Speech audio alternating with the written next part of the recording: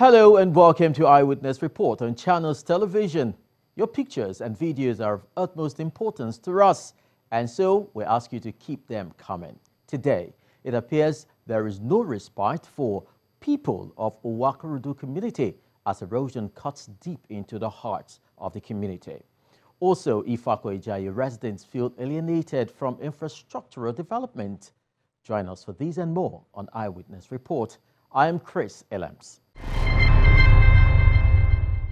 All is not well for the people of Owakurudu in Ijebu-Ode, Ogun State as erosion continues to ravage the community. Now, during our previous visit there, the people expressed their plight, which has led to loss of lives and property. Today, we'll bring you what has become of a community at the receiving end of a government project not well executed.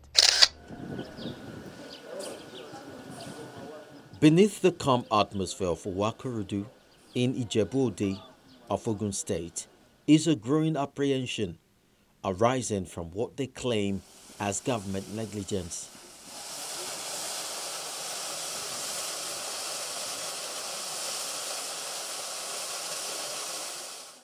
The ground they walked and built on no longer support them, as it daily gives in underneath them.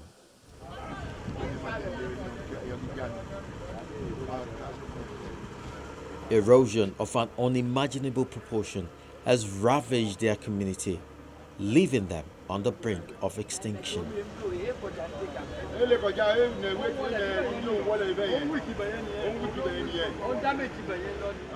Houses are gone, and more are set to be swallowed up by this monstrous and man-made occurrence.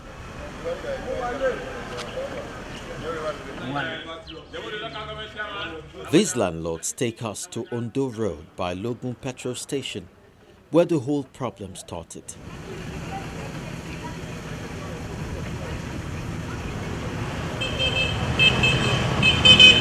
According to them, a channelization of water in the town to Owa River left halfway is the cause of this problem.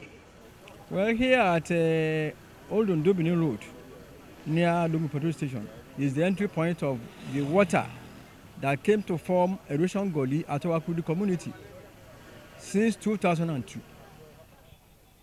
The drain you are looking here is one done during the last tenure of the Daniel. It channelized the water over to this place across this Old Ondo Road via Ogun petrol station and stopped the construction there. After the termination of his tenure, the successive government after him did not do anything to continue the job.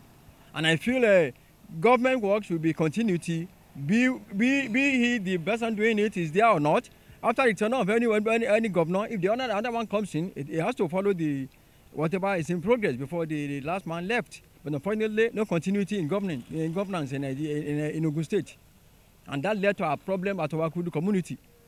This water came to form erosion gully. Seriously, we have lost 9 landlords and a landlady to date.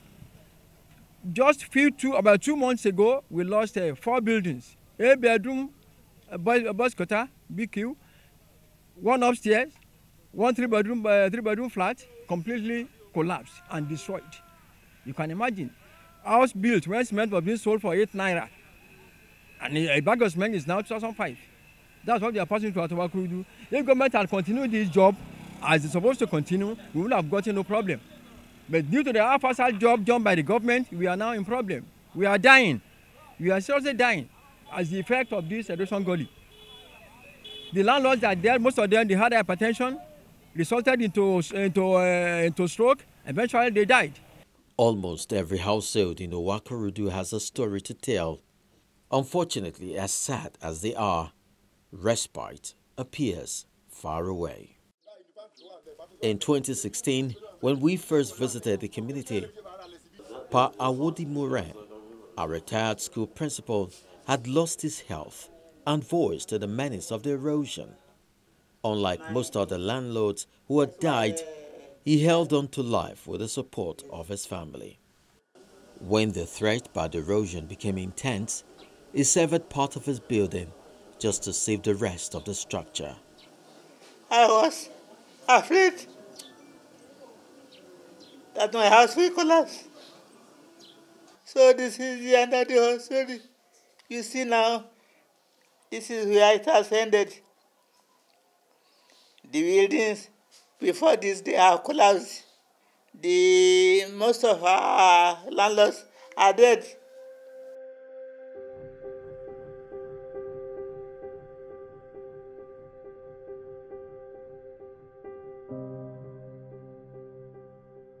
Upon our revisit, the house, though still standing, is quieter.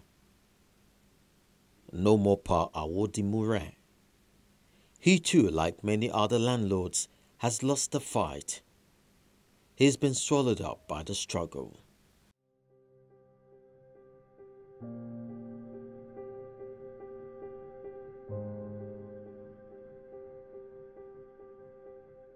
His widow and daughter tell us how life has been for them and what they think about his demise.